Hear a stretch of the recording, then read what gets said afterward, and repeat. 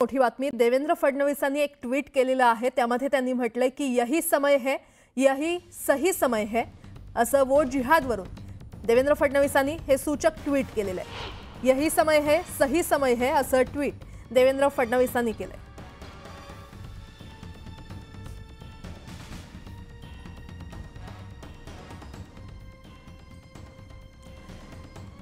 मुंब्रा कळवा विधानसभा मतदारसंघात राष्ट्रवादीचे उमेदवार नजीब मुल्ला यांच्या प्रचारासाठी अजित पवारांची जाहीर सभा पार पडली आणि मुंब्र्यात मागच्या 3 महिन्यात 200 कोटी रुपये दिले। यावेळी मुंब्र्याच्या विकासासाठी आपलं सरकार 3000 कोटी रुपये देणार असल्याची घोषणा अजित पवार यांनी केली आहे।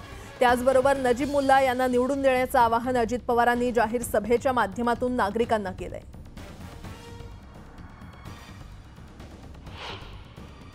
सबने तय किया कि यहाँ नजीब को काम करने के लिए कुछ न कुछ फंड्स देने चाहिए। 3 महीने में हमने 200 करोड़ रुपए का फंड्स दिया। आप सोचो 3 महीने में 200 करोड़, तो 5 साल में मैं आपको वादा करता हूं 5 साल में मिनिमम 3000 करोड़ रुपए का फंड्स मैं मुंब्रा कळवा के लिए दूंगा।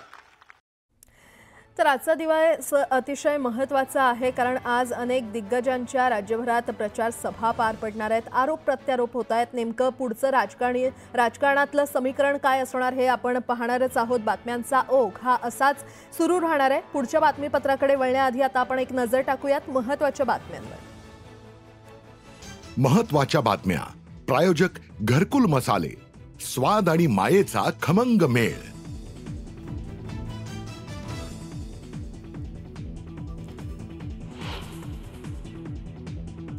अमरावतीत काँग्रेसचे उमेदवार वीरेंद्र जगताप यांच्या प्रचारार्थ राहुल गांधी यांची सकाळी धामणगाव रेल्वे इथे जाहीर सभा, तर महाविकास आघाडीच्या उमेदवारासाठी चंद्रपुरात सभा।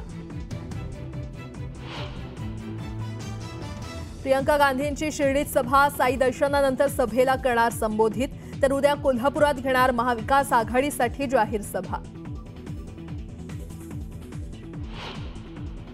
ठिकाणी वोट जिहाद होणार असेल तर माझं तुम्हाला आव्हान आहे, आता मतांचं धर्मयुद्ध हे आपल्याला देखील लढावं लागेल।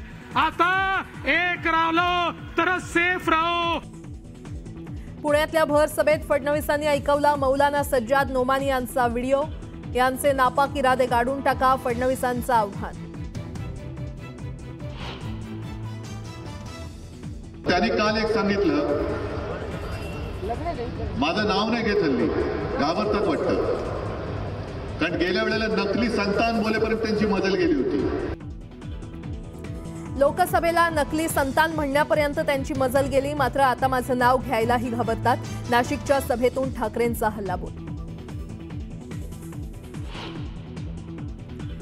लोक निर्लज्जासारखे आम्हाला सोडून गेले, आपण झक मारायची आणि दुसऱ्यांचं नाव घ्यायचं म्हणत कोल्हापुरातून शरद पवारांची मुश्रीफांचं नाव न घेता खोचक टीका।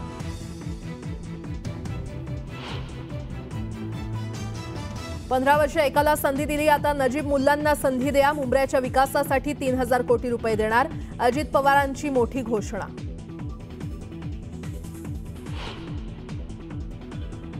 मुख्यमंत्री एकनाथ शिंदे आज सिंधुदुर्ग जिल्ह्यात दीपक केसरकर यांच्या प्रचारार्थ जाहीर सभा घेणार।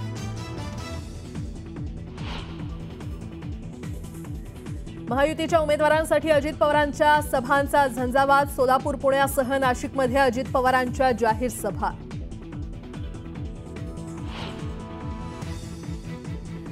डोंबिवलीत उद्धव ठाकरेंची आज जाहीर सभा, ठाकरे गटाचे उमेदवार दीपेश म्हात्रेंसाठी उद्धव ठाकरे मैदानात।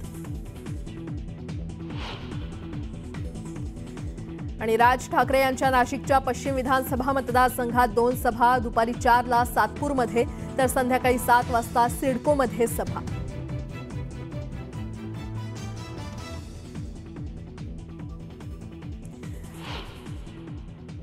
आता बातमीपत्राला सुरुवात करूयात। महाविकास आघाडी आणि महायुतीमध्ये जागा वाटपावेळीच मुख्यमंत्री पदावरून रस्सीखेच सुरू होती।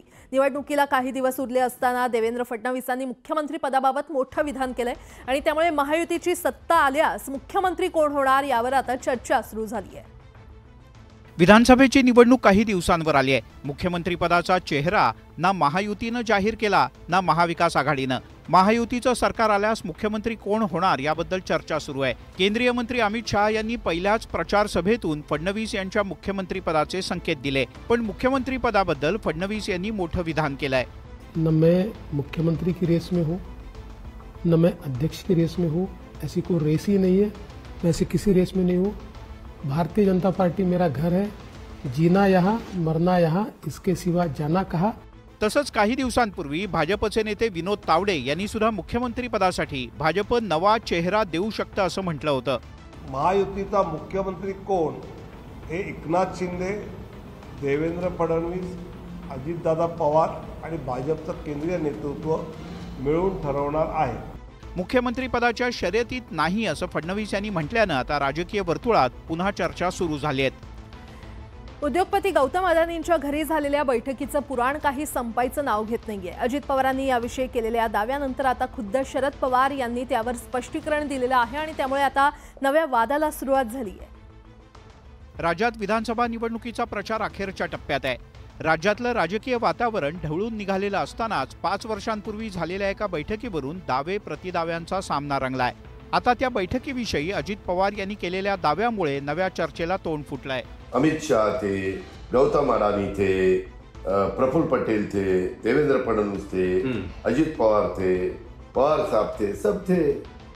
बैठकीत गौतम अदानी यांच्या उपस्थितीविषयी अजित पवार यांनी केलेला दावा शरद पवार यांनी खोडून काढला। गौतम अदानी यांच्या घरी बैठक झाली होती।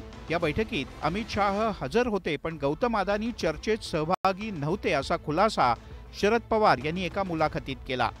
शरद पवार यांच्याप्रमाणेच उपमुख्यमंत्री देवेंद्र फडणवीस यांनी सुद्धा त्या बैठकीत अदानी हजर नव्हते असं म्हटलंय। मीटिंग जरूर हुई थी, अडानी जी उसमें थे नहीं, अडानी जी का कोई संबंध नहीं उठता है। ऐन निवडणुकांच्या आधी हा वाद रंगल्यानं आता हे प्रकरण आणखीन गाजणार असं दिसतंय।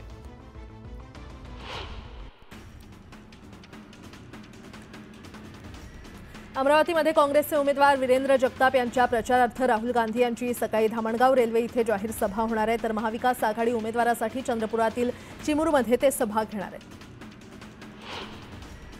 काँग्रेस नेत्या प्रियंका गांधींच्या सभांचा धडाका पाहायला मिळतोय। शिर्डीतील उमेदवार प्रभावती घोगरे, संगमनेरचे उमेदवार बाळासाहेब थोरात आणि श्रीरामपूरचे उमेदवार हेमंत ओगले यांच्यासाठी प्रियंका गांधी संयुक्त सभा घेणार आहेत।